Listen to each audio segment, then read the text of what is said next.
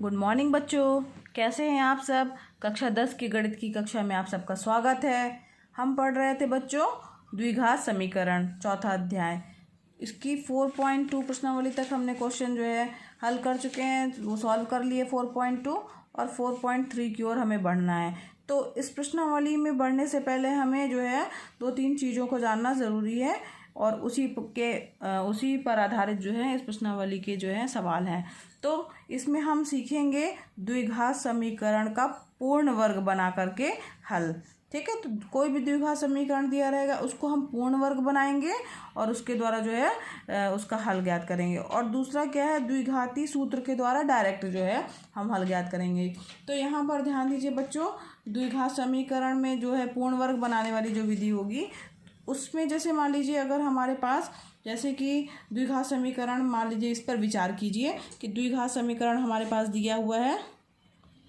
द्विघात समीकरण अगर हमारे पास दिया हुआ है ax² + bx + c = 0, जहाँ पर द्विघात समीकरण तो इसका मतलब a does not equal to 0 होगा। ठीक है, तो अब इसके लिए द्विघात समीकरण को पूर्ण वर्ग बनाने के लिए हम क्या करेंगे बच्चों, इस प्रक्रिया में जो भी x² का गुणांक होगा उसको जो है उससे हम सब में भाग दे देंगे। तो यहाँ पे x² का गुणांक क्या दिया हुआ है बच्चों, a दिया हुआ है।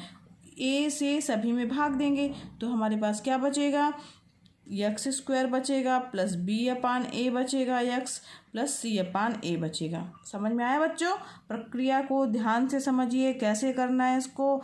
ठीक, तो जो भी x² का गुणांक होगा, ठीक है, उससे हम भाग देंगे सभी में। ठीक है, ये हमने कर लिया। अब इसको जो है, अब इतना करने के बाद बच्चों क्या करेंगे, हम इसको इस तरीके से लिखेंगे x² प्लस 2ab ना, तो 2 और a की वैल्यू क्या है हमारी x और b की वैल्यू क्या हो जाएगी हमारी यहाँ पर, यहाँ इसको इस तरीके से लिखना है कि ये 2ab का फॉर्म हो। तो 2ab, b की वैल्यू क्या जाएगी हमारी b/a। अब चूंकि यहाँ 2 का गुणा किया गया है तो हमारे पास यहाँ पे 2a का गुणा करेंगे। अब इसको अगर हम इस पूरे पार्ट को हल करेंगे तो 2 से 2 कैंसिल हो जाएगा, हमारे पास क्या बचेगा b/a × x, यानी यही बचेगा। समझ में आई बात। लेकिन हमने इसको किस तरीके से लिखा है, 2ab के रूप में लिखा है। ठीक है, समझ में आई बात। अब ये इसका मतलब हुआ, ये पार्ट जो है हमने इस वाले भाग को लिख दिया है। अब ये इसको पूर्ण वर्ग बनाना है हमें, तो हमारे पास पूर्ण वर्ग बनाने के लिए क्या फार्मूला होता है, अगर हम मान लीजिए लेके चलते हैं सूत्र a + b का होल स्क्वायर बराबर, तो क्या होता है बच्चों a² + 2ab + b²। अब इसको हमने a² तो हमें मिल गया, 2ab भी मिल गया, 2ab, तो b² क्या होगा, तो b² क्या होगा यानी b/2a का होल स्क्वायर। ठीक, तो b/2a का होल स्क्वायर जो है हम क्या करेंगे, जोड़ दिया हमने। अभी इस पार्ट को हमने जोड़ा है तो यही पार्ट हमें घटाना भी तो पड़ेगा बच्चों। ठीक है, तो ये हमने इसको क्या किया बच्चों, घटा दिया। ठीक, ये पार्ट हमने जोड़ा और ये पार्ट हमने घटाया। ऐसा क्यों किया, क्योंकि हमें पूर्ण वर्ग बनाना है और पूर्ण वर्ग बनाना है यानी a + b का होल स्क्वायर के रूप में लिखना है। अब इस फार्मूले में क्या होता है, a² + 2ab + b²। समझ में आया बच्चों हमने क्या किया।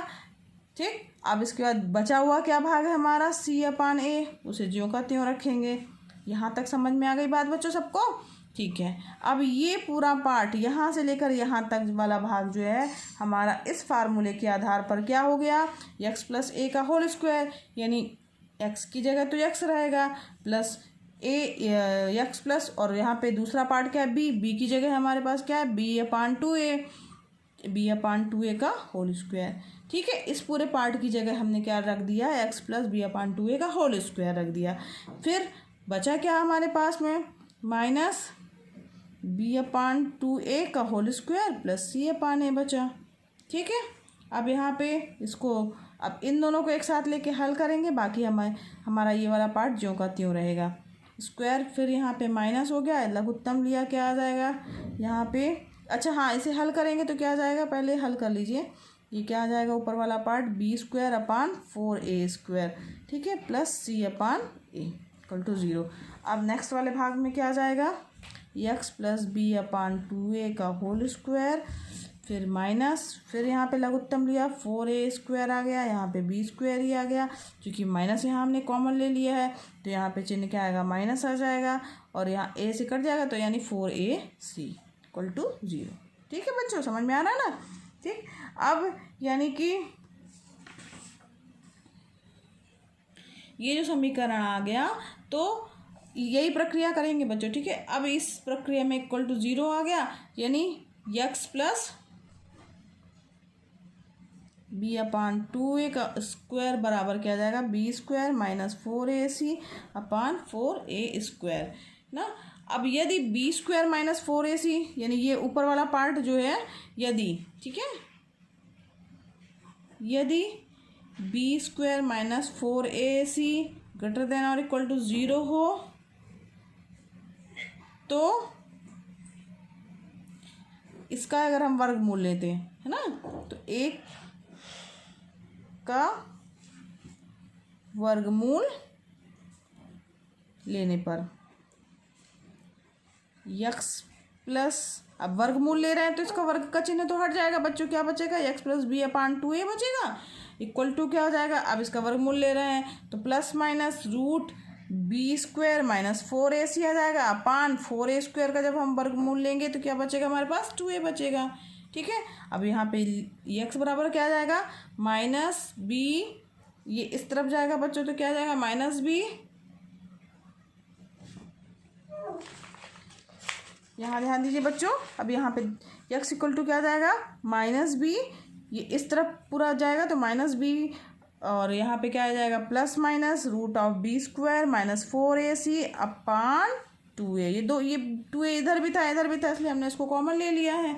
ठीक है, यानी अगर कहा जाए तो क्या हो जाएगा, अतः ax² + bx + c = 0 के मूल क्या हो जाएंगे बच्चों, -b, एक बार प्लस के रूप में होगा b² - 4ac अपान 2a।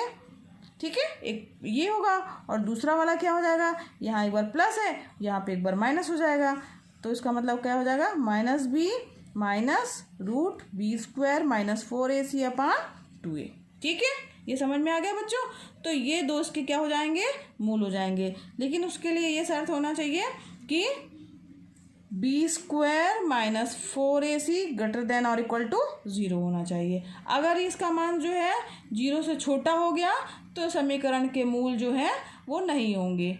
ठीक है, चलिए, तो ये जो हमारा निकला फार्मूला, ये हमने इसको प्रक्रिया बता दी आपको। ये प्रक्रिया क्या कहलाती है बच्चों, हमारी पूर्ण वर्ग बनाने की विधि कहलाती है। कौन सी प्रक्रिया ये है कि द्विघात समीकरण को पूर्ण वर्ग बना करके हम हल किस तरीके से करेंगे।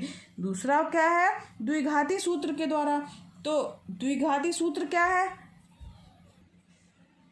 हाँ बच्चों, अब देखते हैं हमारा सेकेंड वाला पार्ट क्या था, द्विघाती सूत्र के द्वारा मूल ज्ञात करना। तो इस प्रक्रिया में क्या करेंगे बच्चों, तो इसके लिए डायरेक्ट फार्मूला है, जो हमने निकाला है वही बात है, वही फार्मूला आएगा और उसे कुल मिला के अगर हम याद कर लेते हैं, अगर उसमें दिया नहीं है कि पूर्ण वर्ग बना के करना है तो आप इस शॉर्टकट मेथड से ही कर सकते हैं।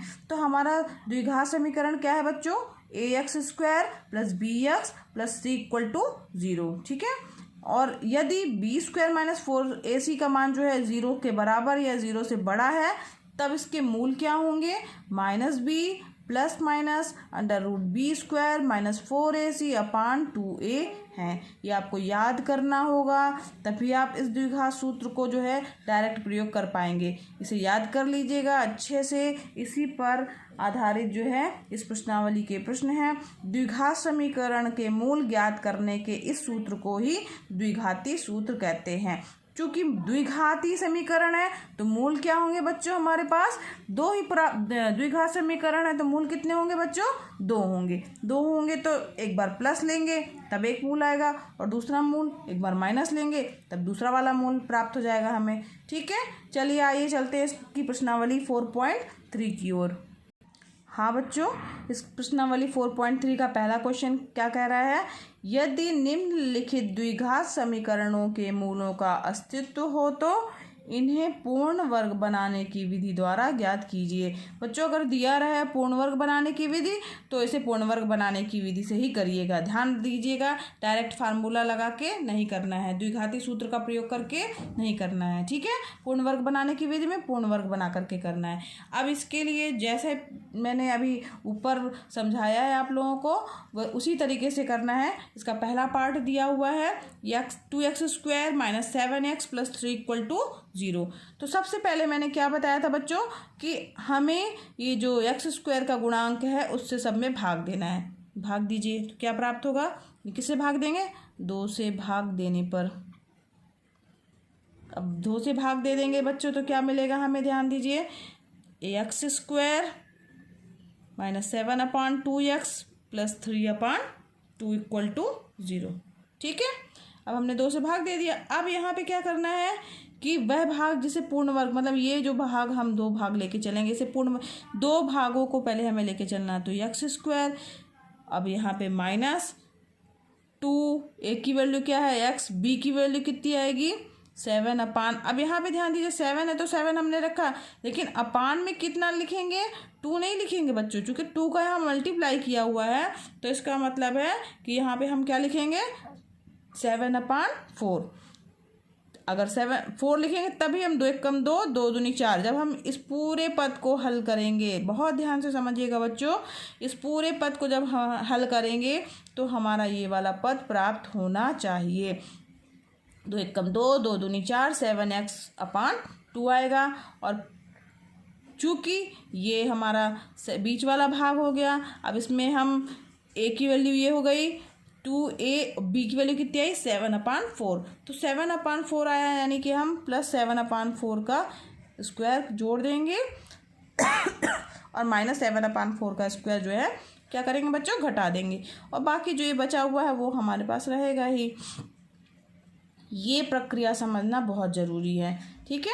ये हमने प्रक्रिया क्यों की, क्योंकि हमें उसे पूर्ण वर्ग बनाना था, यानी कौन से फार्मूले में लगाना था, a + b का होल स्क्वायर बराबर a² + 2ab + b², ठीक है। समझ में आया बच्चों। इसको हल करने के लिए ये वाला पार्ट हमें बनाने के लिए हमने इसको यहाँ पे हल किया। यहाँ प्लस की जगह समझ लीजिए माइनस है तो यहाँ पे माइनस वाला फार्मूला हो जाएगा, तो a - b का स्क्वायर बराबर हो जाएगा a² - 2ab + b², ठीक है बच्चों।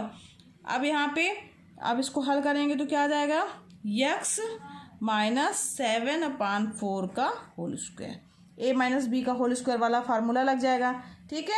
a - b का होल स्क्वायर बराबर होता है a² - 2ab + b²। साफ साफ लिख लें इसको, a - b का होल स्क्वायर बराबर a² - 2ab + b²। अब इस फार्मूले को जब हम लगाएंगे, ये नहीं लगेगा फार्मूला, इसे मत लिखिएगा, ये फार्मूला यूज़ हो रहा है। तो x - 7/4 का होल स्क्वायर। अब यहाँ पे क्या बचा बच्चों, तो यहाँ पे हमारे पास बचा ये माइनस ये इसका, तो इसको वर्क करेंगे तो -7 × 7 = 49 हो जाएगा और 4 चौको 16 हो जाएगा, ठीक, और +3/2 = 0। ये x - 7/4 का होल स्क्वायर, ठीक, ये यही रहेगा। अब इसे हल करेंगे, माइनस का चिन्ह हमने कॉमन ले लिया है, यहाँ पे लघुत्तम लिया कितना आया 16 ही आएगा, तो यहाँ 49 आ जाएगा, चिन्ह माइनस बाहर लिया है तो यहाँ पे माइनस का चिन्ह हो जाएगा, 2 × 8 = 16, 8 × 3 = 24, -24 हो गया, ठीक है बच्चों, ये समझ में आ रहा है ना। अब x - 7/4 का होल स्क्वायर और यहाँ -49 में 24 गया, कितना बचा बच्चों 25 बचा, 25/16 = 0, ठीक, समझ में आ रहा है। अब x - 7/4 का होल स्क्वायर, अब ये भी तो वर्ग में आ रहा है, इसको 5/4 का होल स्क्वायर कर सकते हैं, क्योंकि 5 का स्क्वायर 25 हो गया और 4 का स्क्वायर कितना हो गया 16 हो गया, ये बराबर हो गया 0, यानी क्या हो गया, अब यहाँ पे भी एक फार्मूला लग रहा है a² - b²। अब a² - b² बराबर क्या होता है बच्चों, a + b और a - b। ये फार्मूले सब आपने पहले पढ़े हैं, ध्यान से याद करिएगा, ठीक है, ये आपको याद होने चाहिए बच्चों। तो अब यहाँ पे इस फार्मूले के अनुसार क्या हो जाएगा, x - 7/4 एक बार +5/4 हो जाएगा और एक बार क्या हो जाएगा, x - 7/4 -5/4 हो जाएगा, इक्वल टू क्या हो जाएगा 0, ठीक है। अब इन दोनों को जोड़ देंगे तो क्या हो जाएगा बच्चों, x माइनस लघुत्तम लिया 7 तो -7 + 5 आ जाएगा, ठीक है। यहाँ पे भी x, यहाँ पे भी लघुत्तम लेंगे तो क्या आ जाएगा 4 आ जाएगा, -7 और -5 आ जाएगा इक्वल टू 0। तो x और 7 5 कितना हो जाएगा, ये -7 में 5 गया तो -2/4। यहाँ पे क्या आ जाएगा, x -12/4 इक्वल टू 0। ठीक है, अब यहाँ से 2 से 2 एकम 2, 2 दूनी 4, यानी क्या आ गया बच्चों हमारे पास में, x -1/2। ठीक है, समझ में आया। इसके बाद ये मैं यहाँ पे कर दे रही हूँ x -1/2। ठीक है, और यहाँ पे क्या बचा, 4 एकम 4 और 4 तिहाई 12। ठीक, तो क्या बचा यहाँ पे, x -3 इक्वल टू 0। ठीक है, अब 2 हमारे पास गुणनखंड प्राप्त हो गए, यानी x -1/2 इक्वल टू 0 होगा और x -3 इक्वल टू 0। तो x बराबर क्या आ जाएगा, 1/2, और एक बार x बराबर क्या आ जाएगा, 3। ठीक है, तो x बराबर 1/2 और x बराबर 3, ये जो है समीकरण के क्या होंगे बच्चों, मूल होंगे। तो अतः क्या लिखेंगे अलग से, अतः समीकरण के मूल 1/2 व 3 होंगे। ठीक है, ठीक है बच्चों, ये इसके जो है समीकरण के मूल प्राप्त हो गए। इसी तरीके से बच्चों जो है इसका सेकंड पार्ट, थर्ड पार्ट और फोर्थ पार्ट, ये तीनों आपके होमवर्क हैं, इनको पूर्ण वर्ग बनाना है। प्रक्रिया यही है। अगर समझ में नहीं आया हो तो आप वीडियो रिपीट करके देखिए, तो आपको ये प्रक्रिया समझ में आ जाएगी। तो ये 3 पार्ट आपके होमवर्क हैं, ये आप करिएगा। ठीक है बच्चों, नेक्स्ट क्लास में हम आगे के क्वेश्चन पढ़ेंगे। Thank you.